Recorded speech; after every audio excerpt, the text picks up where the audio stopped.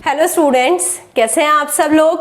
आज हम इस वीडियो में इलेक्ट्रिक फील्ड डिस्कस करने जा रहे हैं। Electric field due to continuous infinite line charge distribution. आधे लोग तो डर गए होंगे, इतने सारे वर्ड्स बोल दिए हैं क्या।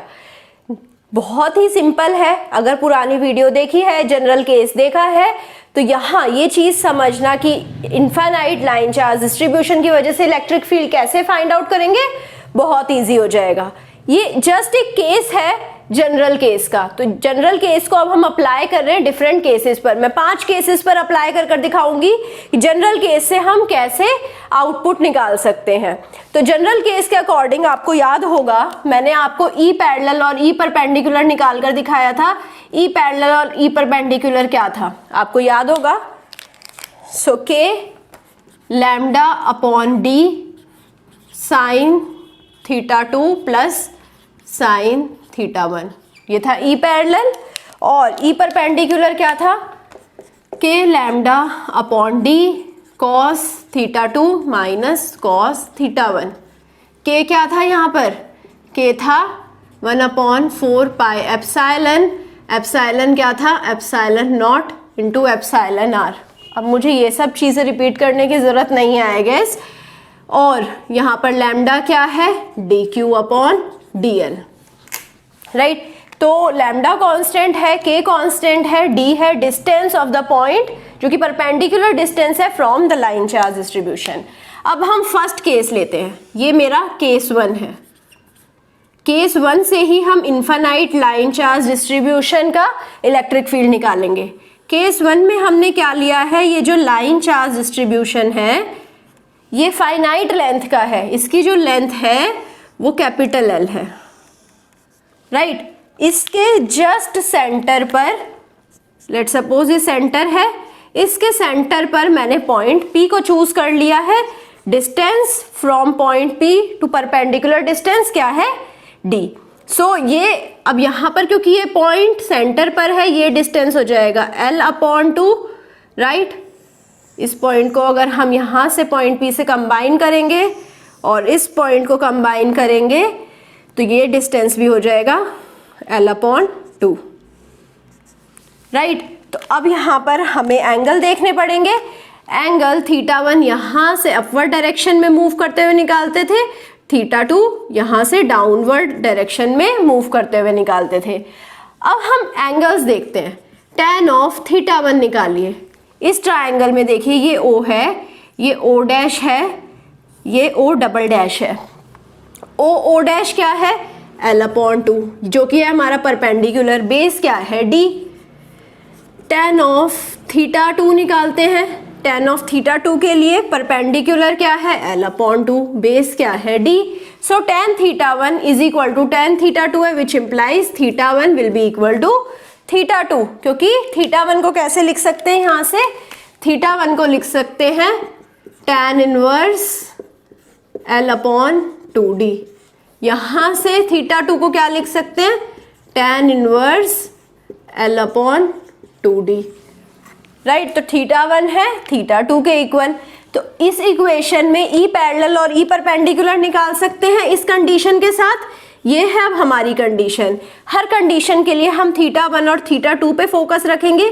ई पैरेलल क्या हो जाएगा, k lambda upon D sine of theta plus sine of theta. तो क्या हो जाएगा, 2k lambda upon D into sine of theta, right. E perpendicular क्या हो जाएगा,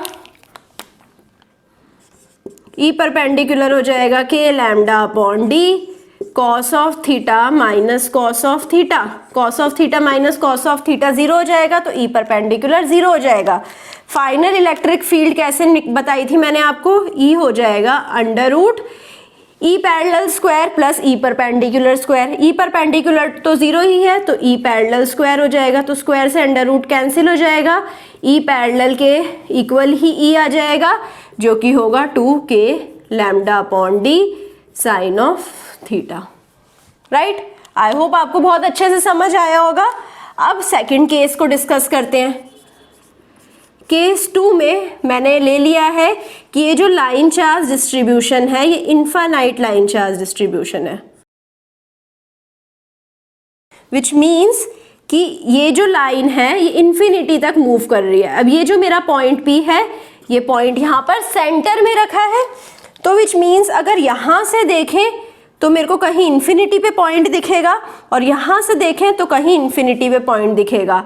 तो θ1 यहाँ से मेजर करना होता था जो कि हमें π/2 दिखेगा, θ2 यहाँ से मेजर करना होता था जो कि हमें π/2 दिखेगा, राइट। तो ये जो डिस्टेंस है वो d है, राइट। तो अब हमें निकालना है कि इलेक्ट्रिक फील्ड इंटेंसिटी क्या होगी। ई पैरेलल निकालते हैं। ई पैरेलल के लिए हम क्या लिखेंगे, k λ/d साइन ऑफ θ1 जो कि है sine of π/2, right. θ1 is equal to θ2 क्या है इस केस में, π/2 plus sine of π/2। Sine of π/2 क्या होता है, 1। So let's put it. So ये हो जाएगा k λ/d 1 + 1, राइट। तो ये हो जाएगा 2k λ/d। अब आ जाते हैं ई परपेंडिकुलर के ऊपर। ई परपेंडिकुलर क्या होगा, k λ/d cos of π/2 minus cos of π/2। Again cos of π/2 minus cos of π/2, ये तो 0 हो जाएगा। तो ई परपेंडिकुलर हो जाएगा 0। सो यहाँ पर फाइनल ई आएगी इक्वल टू ई पैरेलल जो कि होगी 2k λ/d। तो ये तो बहुत ईजी था फाइंड आउट करना। अब एक और केस ले लेते हैं, सिंपल सा केस लेते हैं, the third case. Third case के अंदर हम क्या करते हैं, हम जो अपना लाइन चार्ज है उसे एक साइड से तो इन्फिनिटी तक रखते हैं और दूसरे साइड से उसे स्टार्ट करते हैं। तो ये जो पॉइंट P है, पॉइंट P पे हमारी लाइन स्टार्ट हो रही है और ये इन्फिनिटी तक जा रही है। तो यहाँ पर हमारा पॉइंट 2 होगा, राइट, और यहाँ पर पॉइंट 1 होगा कहीं। पॉइंट 2 तक का हम एंगल निकालेंगे, पॉइंट 2 का एंगल यहाँ से देखेंगे तो 0 आएगा। सो I can say θ1 is 0 in this case. ये है d डिस्टेंस। θ2 क्या आएगा, क्योंकि इन्फिनिटी पे जा रहा है, θ2 π/2 दिखेगा हमें, राइट।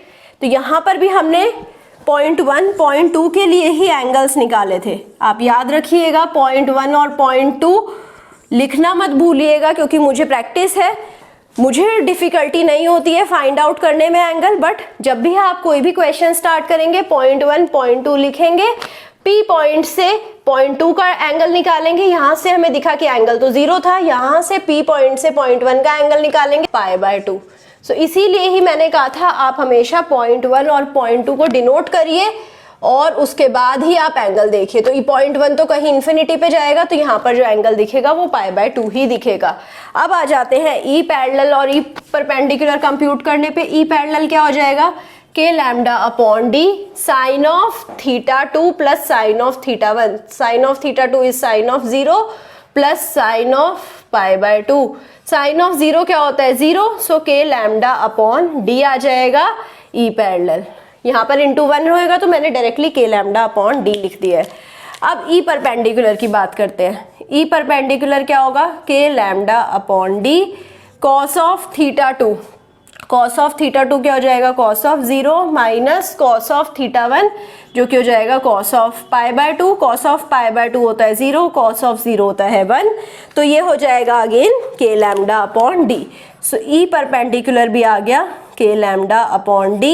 सो अब हमें फाइनल ई फाइंड आउट करना है जो कि हो जाएगा E parallel square plus E perpendicular square under root. So ये हो जाएगा under root k square lambda square upon d square plus k square lambda square upon d square. So k square lambda square upon d square को common लिया यहाँ से, तो बचेगा क्या, यहाँ पर 1 और यहाँ पर भी 1।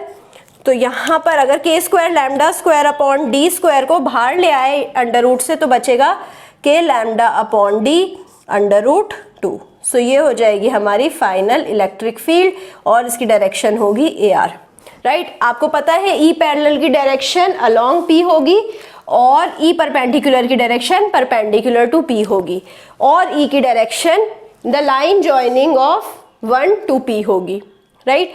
सो आई होप आपको समझ आया होगा कि कैसे हम इलेक्ट्रिक फील्ड निकाल सकते हैं एक जनरल केस में जिसमें हमने ये फाइंड आउट करा था ई पैरेलल और ई परपेंडिकुलर क्या होता है।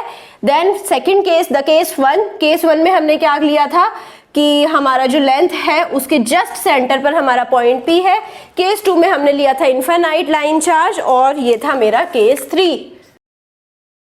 ठीक है, केस 3 में मैंने इनफाइनाइट लाइन चार्ज को पॉइंट P से ही स्टार्ट करा था और यहाँ पर इनफाइनाइट लाइन चार्ज के सेंटर में था मेरा गिवन पॉइंट।